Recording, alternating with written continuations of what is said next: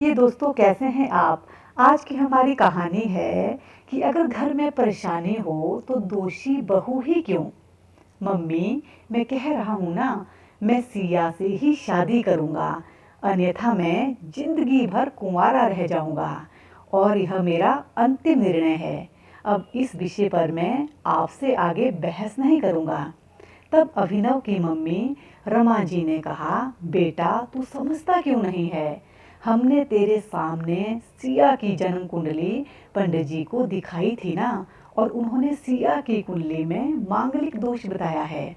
अब तू बता, सब कुछ पता होते हुए हम तेरी शादी एक मांगलिक लड़की से कैसे कर दे।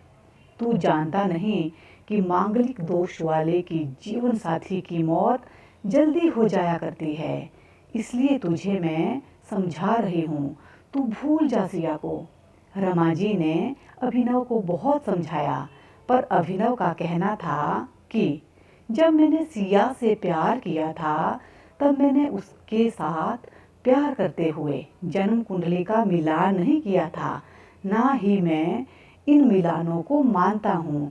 इसलिए अब बस मैं शादी करूँगा तो सिर्फ सिया से, और यह मेरा आखिरी फैसला है।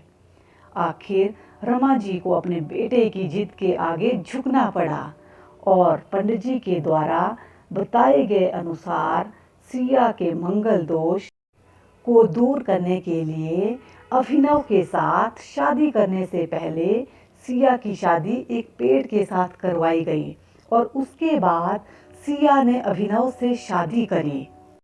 सिया दुल्हन बनकर अभिनव के घर आई, पर रमा जी को सिया का मांगलिक होना अभी भी खटक रहा था और रमा जी उसे दिल से नहीं अपना पा रही थी। और घर में कुछ भी परेशानी आती तो उसका दोष सिया को ही दिया जाता। लेकिन सिया पढ़ी लिखी संस्कारी लड़की थी और वह अपनी सासू माँ से मिले इन बेवजह आरोपों को अपने दिल से नहीं लगाती थी और ऐसे ही ससुराल में उसके दिन कट रहे थे।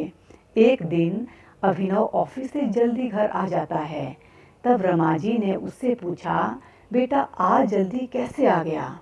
तब उसने बताया, माँ आज सुबह से ही सिर दर्द और बहुत कमजोरी आ रही है, इसलिए ऑफिस में काम करने की हिम्मत ही नहीं हुई।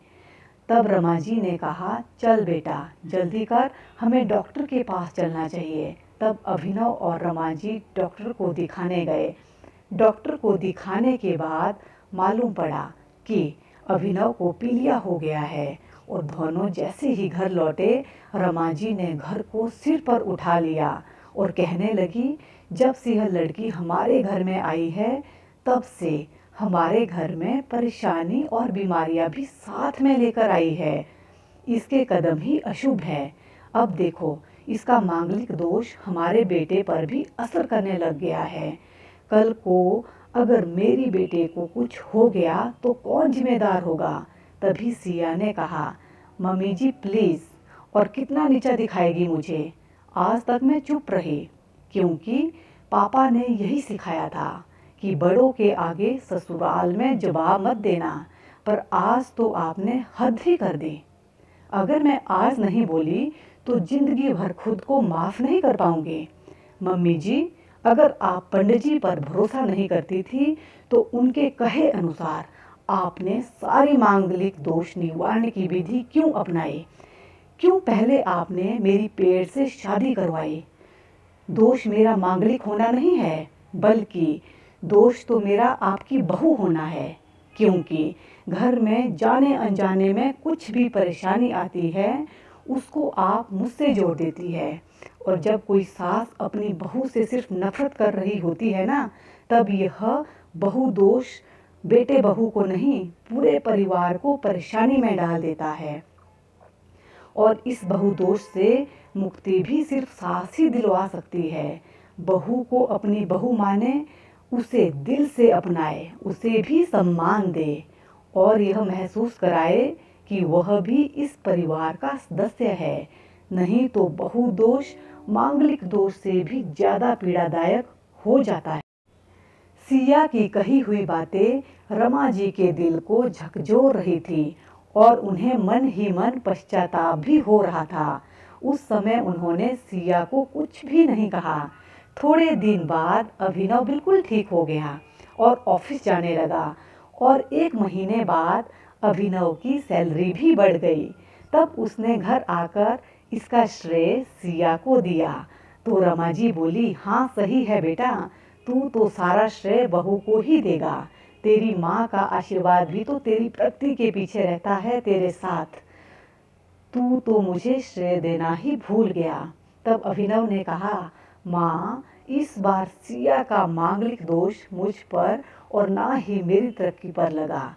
और माँ, जब हम बुरी परेशानियों का श्रेय सिया को देते हैं तो अच्छे कामों का श्रेय भी सिया को ही देना चाहिए। तो इसलिए आज का सारा श्रेय सिया को जाता है। अभिनव ने हंसते हुए कहा। तब सिया बोली, अभिनव तो क्या तुम भी मुझे ऐसा समझते हो? तब अभिनव ने कहा, नहीं सिया, बिल्कुल नहीं, बल्कि मैं तो माँ को यह समझाना चाह रहा हूँ कि सुख दुख हमारे जीवन का हिस्सा है और कभी जीवन में खुशियाँ आती है तो कभी गम भी आते हैं।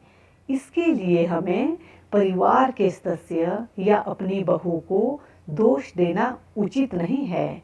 तभी रमा जी बोली, बेटा सही कह रहा है तू, और तेरी तरक्की ही बहुत है मुझे इस झूठे दोषों से बाहर निकालने के लिए। आज मैं यह कसम खाती हूँ कि आज के बाद मैं सिया को किसी भी बात का दोष नहीं दूंगी। यह सुनकर सिया आज बहुत खुश थी, क्योंकि आज उसको उसकी सास ने मांगलिक दोष के साथ साथ बहु दोषों से भी मुक्ति दी थी। दोस्तों, ये थी हमारी एक छोटी सी कहानी। आपको कैसी लगी जरूर कमेंट बॉक्स में कमेंट कीजिएगा। और अगर अच्छी लगी हो और ऐसी ही मज़ेदार कहानियाँ सुनने के लिए आप मेरे चैनल को लाइक, शेयर और सब्सक्राइब जरूर करें। अपने परिवार का ध्यान रखिए, खुश रहिए, मस्त रहिए, हंसते रहिए और हंसाते रहिए।